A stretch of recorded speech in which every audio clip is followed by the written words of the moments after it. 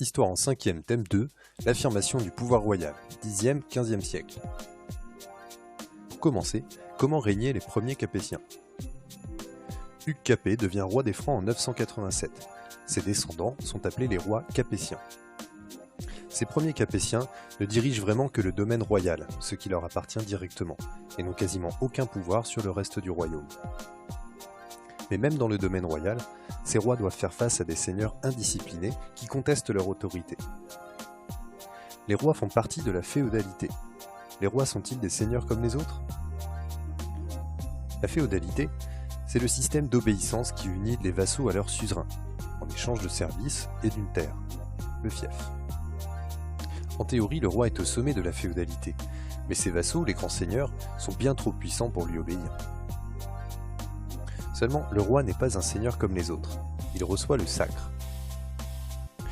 Il devient le garant de la paix et de l'Église, et reçoit même un pouvoir de guérison comparable à celui des reliques sacrées. Les rois ont donc un statut à part dans la féodalité, et petit à petit, ils imposent leur autorité. Mais comment renforcer le pouvoir royal? D'abord, les rois capétiens ont dû être plus puissants que leurs vassaux les grands seigneurs. Ils ont donc dû agrandir leur domaine royal.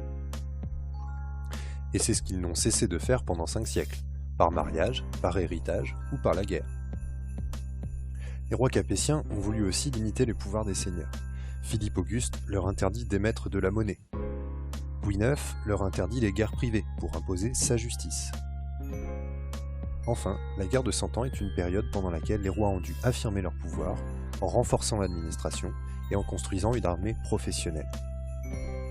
En résumé,